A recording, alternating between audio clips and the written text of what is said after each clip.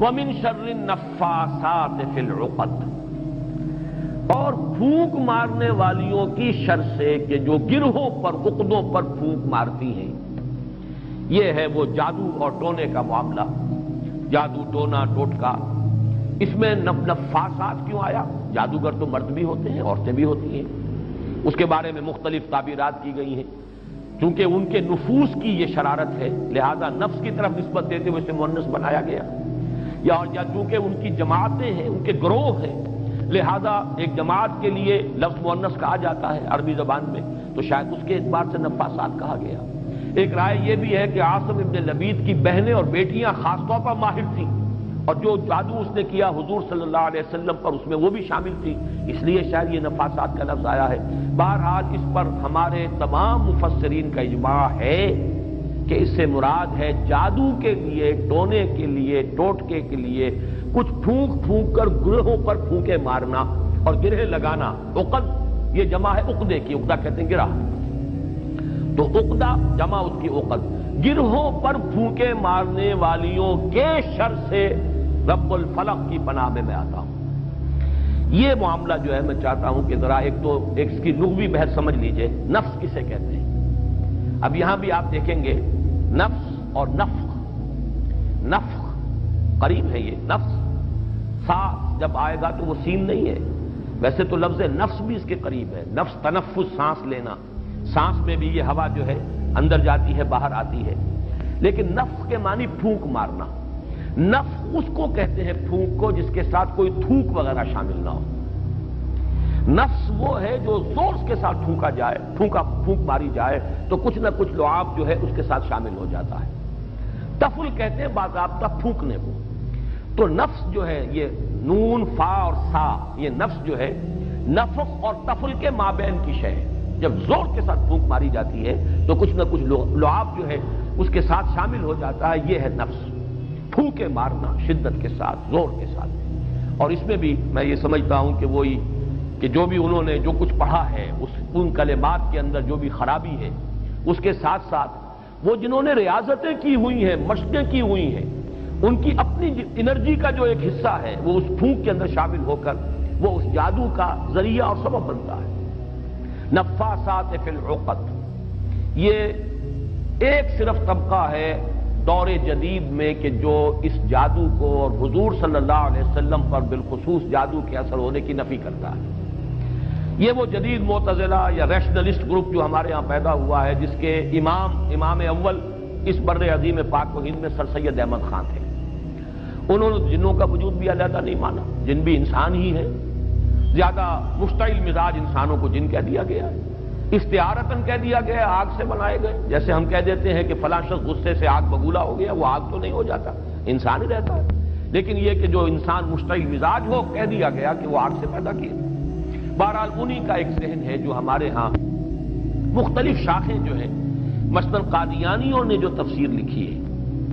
وہ مختلف تفسیریں، اور اس میں مولوی محمد علی کی تفسیر کا تو شہرہ بھی بہت ہے، اس لیے کہ واقعہ یہ ہے محمد علی لاہوری،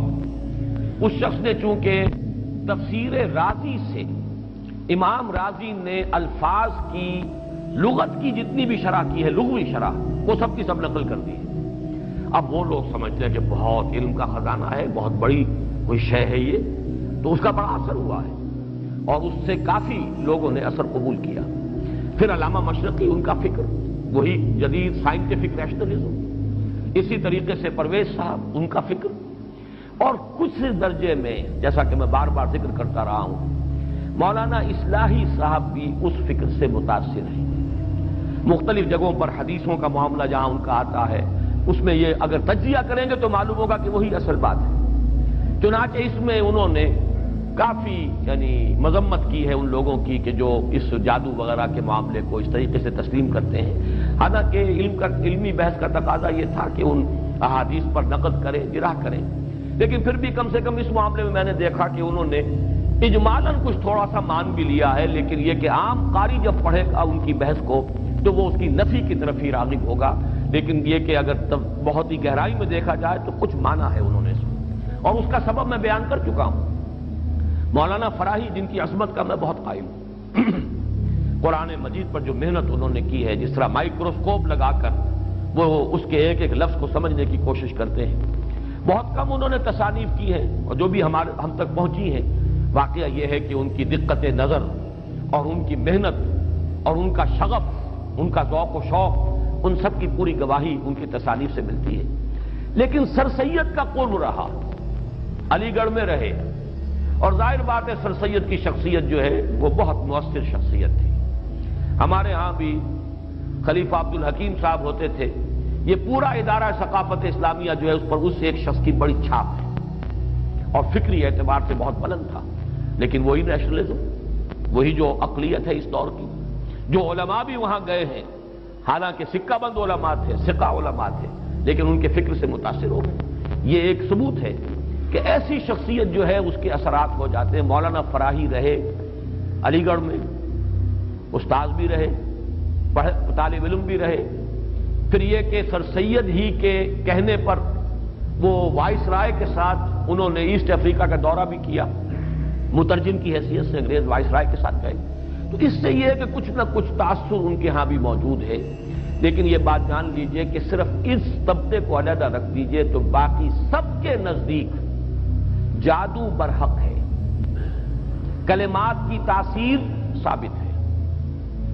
ہر کلمہ، کلمہ خیر ہو، کلمہ شر ہو، اس کی کوئی تاثیر ہے، اس کے کوئی نتائج ہے، اور اس کے نتائج نکلتے ہیں۔ جیسے کہ جسمانی کسی کو زخم لگایا جائے، جیسے حضور صلی اللہ علیہ وسلم کو بھی زخم لگا ہے غزوہ احد میں، خون کا فوارہ چھوٹا، زیادہ خون بہہ گیا تو غشی بھی طاری ہوئی، سب کچھ ہوا، دندان مبارک شہید ہوئے۔ جیسے جسم اطہر پر یہ اثرات جو ہیں خارجی حملوں اور خارجی جو زخم لگے ہیں ان کے ظاہر ہوئے، اسی طرح یہ مانوی قسم کا جو حملہ تھا اس کا بھی نبی اکرم صلی اللہ علیہ وسلم پر اثر ہوا ہے۔ یہ صحیحین کی روایات سے ثابت ہے، اور میں یہ سمجھتا ہوں کہ اس سے انکار کرنا در حقیقت یہ اس دور کے بڑے فتنوں میں سے ایک فتنہ ہے۔ جو چیز اس طریقے سے ثابت ہو جائے، اور اس میں کہ عقلی اعتبار سے خود قرآن سے ثابت ہے، اس لیے کہ حضرت موسیٰ علیہ السلام پر بھی جادوگروں کے جادو کا اثر ہوا، قرآن میں ثابت ہے۔ جب مقابلہ ہوا ہے، اور حضرت موسیٰ علیہ السلام کا معجزہ بھی یہی تھا نا کہ عصا ڈالتے تھے زمین میں، وہ اسلحہ بن جاتا تھا۔ حیۃ تسعیٰ، سانپ ہے ہلنے والا، چل رہا ہے، اور وہی کچھ انہوں نے کر کے دکھا دیا عارضی طور پر۔ جادوگر آئے، انہوں نے اپنی چھڑیاں اور اپنی رسیاں پھینکی، اور وہ بھی نظر آئے، سب کو نظر آئیں کہ جیسے سانپ ہے چل رہے، جیسے سب کو نظر آئی حضرت موسیٰ کو بھی نظر آئی۔ جیسے نظر بندی آپ کہتے ہیں، نظر بندی سب کی ہوئی تو حضرت موسیٰ کی بھی ہو گئی۔ عصمت انبیاء سے یہ کوئی شے بعید نہیں ہے، معلوم ہوا کہ قرآن سے ثبوت مل رہا ہے۔ اور جیسے حضرت موسیٰ علیہ السلام کے بارے میں تو یہاں تک ہے فَأَوْجَسَ فِي نَفْسِهِ خِیفَةً مُوسیٰ، ایک خوف پیدا ہوا اندر، اور خوف جو ہے بالکل سمجھ میں آتا ہے، معقول بات ہے، منطقی بات ہے کہ فوراً یہ اثر ہوا ہوگا کہ یہ تو وہی کچھ انہوں نے کر کے دکھا دیا جو اللہ تعالیٰ نے مجھے عطا فرمایا تھا معجزہ۔ دیکھنے والوں کو تو وہی کچھ نظر آ گیا، فرق کیا ہوا؟ ڈگری کا فرق رہ جائے گا شاید، لیکن یہ کہ جب اللہ تعالیٰ نے فرمایا ہے موسیٰ لا تخف انک انت الاعلیٰ، گھبراؤ نہیں، تم ہی جیتو گے، تم ہی سربلند رہو گے، گھبراؤ نہیں، خوف محسوس نہ کرو، ذرا جو تمہارے ہاتھ میں اسے ڈالو تو صحیح، الق ما فی یدک الق عصاک، پھینکو۔ اور اب اس اژدہا نے جو حضرت موسیٰ کے عصا سے بنا ہڑپ کر لیا ان تمام سانپوں کو جو نظر آ رہے تھے، تو معلوم ہوا کہ یہ جادو تھا، اور یہ جادو نہیں کوئی اور شے ہے۔ اور یہ بھی میں نے بارہا عرض کیا ہے کہ یہ بات، یہ حقیقت بھی منکشف انہی پر ہوئی جو جادوگر تھے۔ دوسرے والوں کو تو دیکھنے کو یہی پتا چلا ہوگا یہ بڑا جادوگر، یہ چھوٹے جادوگر، اور کیا، بڑا جادوگر غالب آ گیا، چھوٹے جادوگر جو ہے نا ہار گئے۔ بڑے جادوگر کا نے جو جادو پیدا کیا اس نے ہڑپ کر لیا چھوٹے جادوگروں کے جادو کو، تو زیادہ سے زیادہ ان کے ذہن میں تو یہی بات آئے گی، لیکن جادوگر جانتے تھے یہ شے کچھ اور ہے، یہ جادو نہیں ہے، اس لیے کہ ہر ماہر فن اپنے فن کی لیمیٹیشنز کو جانتا ہے۔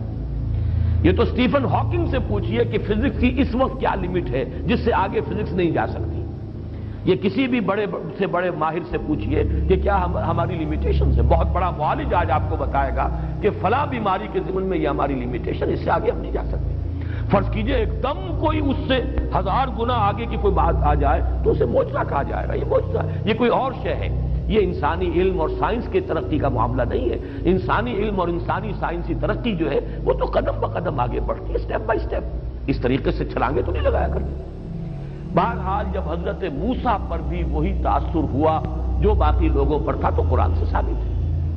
تو حضور صلی اللہ علیہ وسلم پر بھی یہ ہوا ہے۔ باقی مختلف لوگوں نے مختلف طریقے سے اس کی نفی کی ہے، مذاق اڑایا ہے،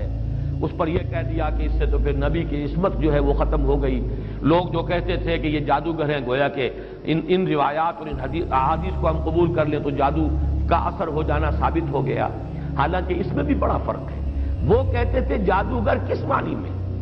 کہ یہ خود جادو کر رہا ہے، یہاں یہ کہ جادو کا اثر آپ پر ہوا ہے، اور وہ بھی اثر اس درجے میں نہیں ہوا کہ جس سے آپ کی عصمت مجروح ہو جائے اور غیر معتبر ہو جائے، اس لیے کہ اس کا کسی اور کو تو پتہ ہی نہیں چلا، گھر والوں کو بھی اندازہ نہیں ہوا، صرف حضور نے اس کیفیت کو محسوس کیا ہے، اور وہ بھی صرف دنیاوی معاملات میں۔ کسی نماز کے بارے میں یہ نہیں آیا کہ حضور نے نہ پڑھی ہو اور آپ کو یہ گمان ہو گیا ہو کہ میں پڑھ چکا ہوں، نہیں۔ البتہ یہ کہ تعلق زن و شوق، میں اپنی فلاں اہلیہ کے ہاں ہو آیا ہوں لیکن آپ نہیں گئے، اس طرح کا کچھ معاملہ، انسانی معاملات، خالص بشری تقاضوں کے ضمن میں، بشری معاملات کے ضمن میں تو یہ اثر ہوا ہے کہ آپ نے کوئی کام نہیں کیا لیکن خیال یہ کیا کہ کر لیا ہے۔ باقی یہ کہ جو کار نبوت ہے یہ ہے محفوظیت۔ اللہ تعالیٰ نے اس جادو کے اثر سے بھی جو آپ کا فرض منصبی ہے، آپ کے نبوت اور رسالت کے جو پہلو ہیں ان کو محفوظ رکھا ہے، اس زمانے میں بھی، اس دور میں بھی جبکہ آپ پر یہ جادو کا اثر تھا۔ بہرحال جادو برحق ہے، البتہ جادو کرنا کفر ہے۔ زہر میں تاثیر ہے، کسی کو زہر کھلانا یہ بہرحال جرم ہے، یہ قتل عمد ہے،